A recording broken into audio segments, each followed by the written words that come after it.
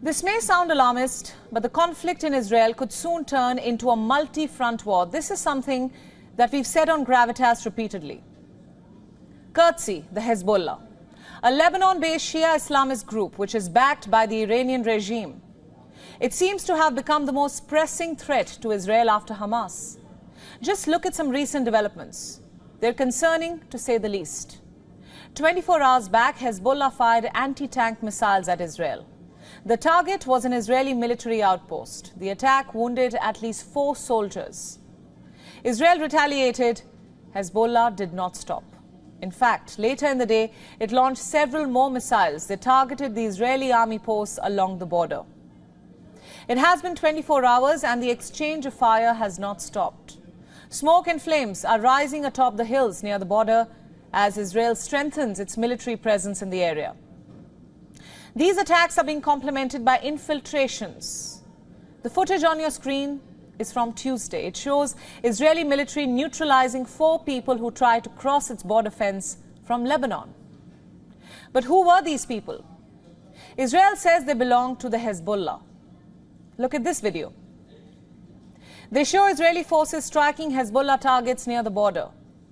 Since this strike, Israel and Hezbollah have constantly traded fire. These developments have raised the specter of a new front in this war. Israel's own defense forces are blaming Iran for this. They say the Iranian regime wants to escalate the crisis, the situation on ground. And if it does so, Israel says it is ready to fight on 2 fronts.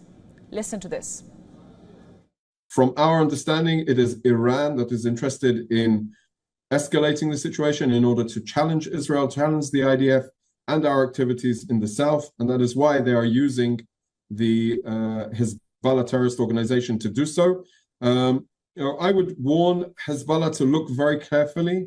I would also warn the leaders of Lebanon to look very carefully how we are dismantling Hamas in the Gaza Strip, leader by leader, terrorist by terrorist, and indeed infrastructure by infrastructure.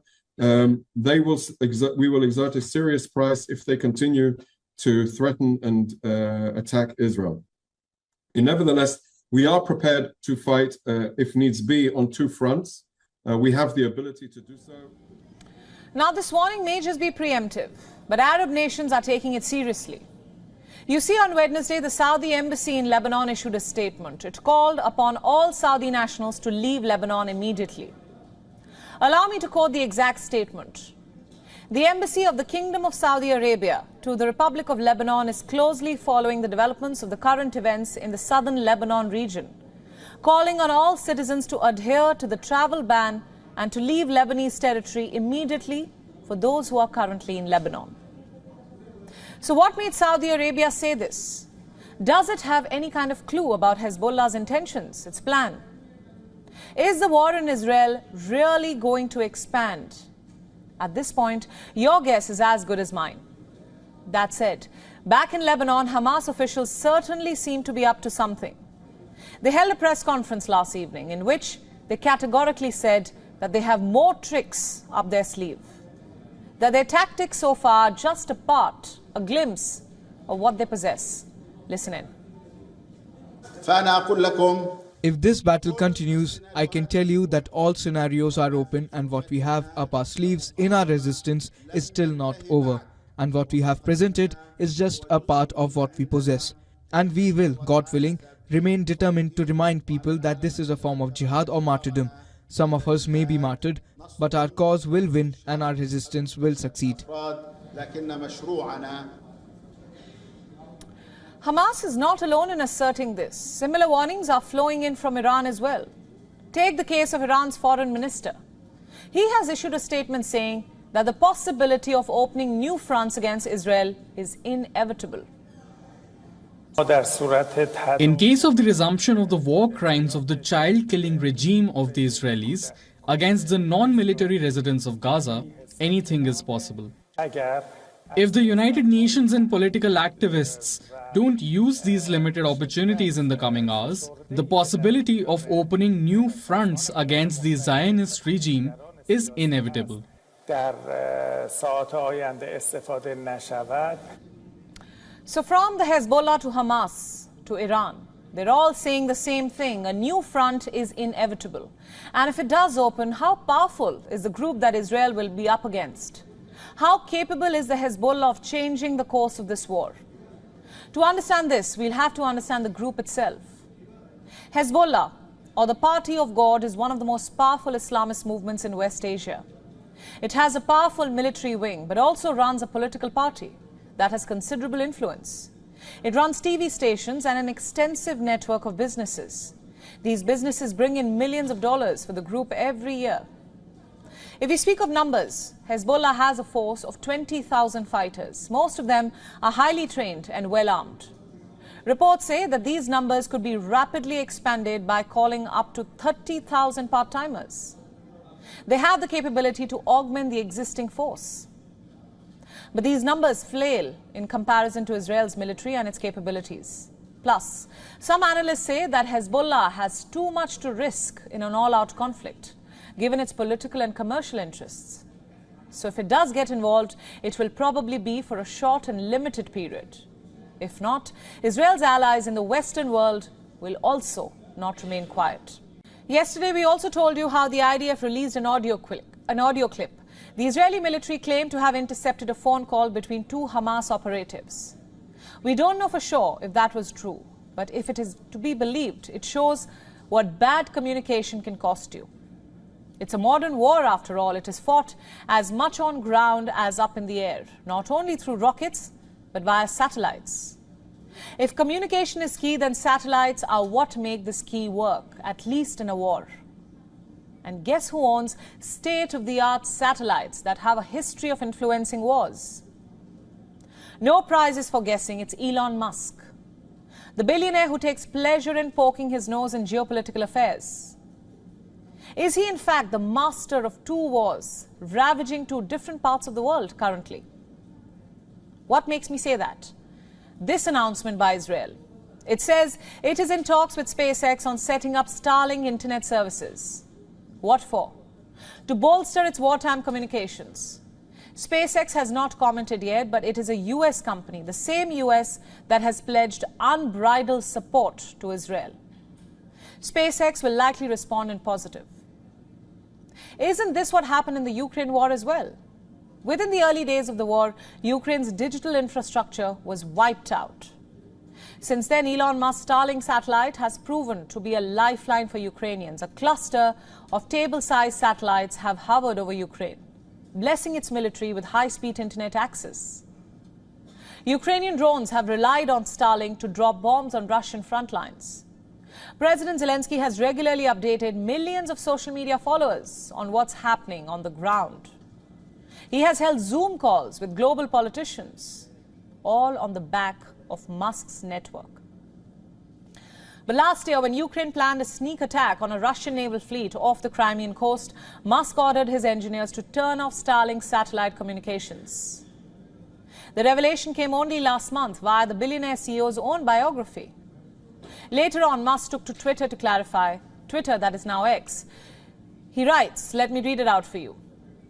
If I had agreed to their request when SpaceX would be explicitly complicit in a major act of war and conflict escalation. Yes, Musk took a decision concerning national-level security. He stopped Ukrainian drones in their tracks based on his whims. The decision wasn't made by a government official, but a moody billionaire. How is it justified? For more than a year, Musk has been playing an active role in the Ukraine war. He became a defense contractor. He deployed thousands of Starlink satellites in Ukraine, and not to forget, pocketed profits in the meantime, or should I say wartime. The bottom line is Starlink has been enjoying an outsized role in this war. So what explains bringing up ethical concerns all of a sudden? Musk's denial has prompted Senate scrutiny. The Senate Armed Services Committee is probing national security issues raised by what Musk did. But all that is simply an aftermath. During the time of action, Musk got to play God. He got to choose what went on the battleground. And he may get to do that in Israel too if Netanyahu deploys his satellites. As different countries fight their wars, should a business mogul, a billionaire seeking personal gains, get to pull the strings. A deadly blast rocked the Al-Ahli hospital in Gaza. We still don't know for sure who is responsible for this harrowing attack, but we do know who is at the receiving end. Innocent lives. Today, some more details have emerged. Here's what is new. The Israel Defense Forces released a video. Now, we at WION could not independently verify it, but have a look.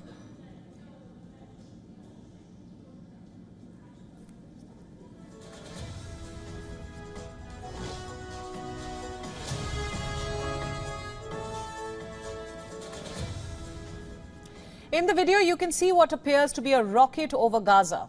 The airborne weapon bursts into flames mid-air. Moments later, an explosion is seen at the hospital. The IDF claims a rocket was actually aimed at Israel, but it misfired and landed in Gaza. From what we know, the impact on the hospital occurred at 6:59 p.m. local time. A massive orange plume was seen in the dark horizon. It soon engulfed the building. Between 7 and 7:20 p.m., the first local reports of the blast started to come in. What's also new is what was happening on Telegram. Telegram channels of Hamas's armed wing, Al-Qassam brigades, were buzzing through the day of the hospital bombing. Hamas had been posting updates of attempted strikes into Israel. Updates at 7 p.m. local time described bombardment by rockets on Ashdod. 3 minutes later, another post on Telegram described an attack on Tel Aviv. A little after 8 p.m., Hamas gave another update. It described how Al-Qassam brigades had targeted the northern Israeli city of Haifa with an R-160 missile. Now, this was followed immediately by a press statement. The statement blamed Israel for the blast at the hospital. Another fresh detail of the blast that has come up is this crater.